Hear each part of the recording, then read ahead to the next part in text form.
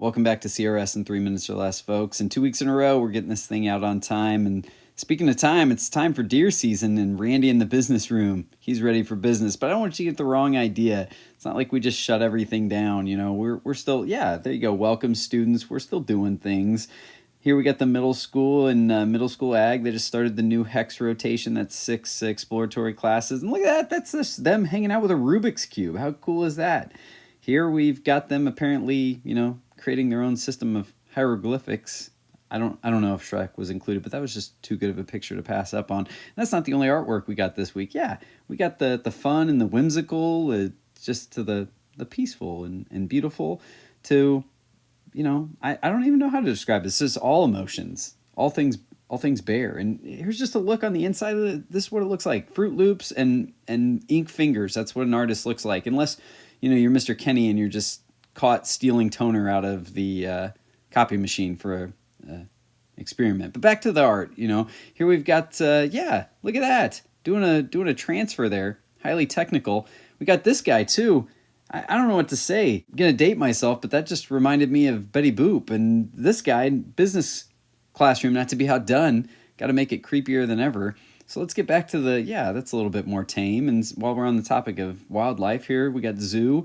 And these guys, I don't know what to say. I was like, why aren't you happy? He saw that earlier in the hallway. Yeah, I mean, I'd look like that too.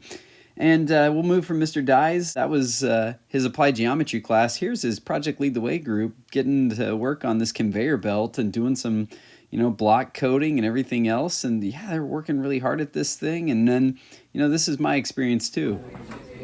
Oh, Mr. Dye. Technology doesn't always work out for you. Speaking of which, we went a few hours on Friday without technology, which led to me snapping this great picture as I was trying to help Cole diagnose the problem. But it got me to thinking, why don't we just go to a simpler time? Like, we got the little phone rest stop. Let's pull back from technology and see what we might do. And, here we've got Mrs. Helmick's group out, doing some cup stacking and some problem solving. Yeah, and they were having fun. Look, they're enjoying themselves. No technology needed for that.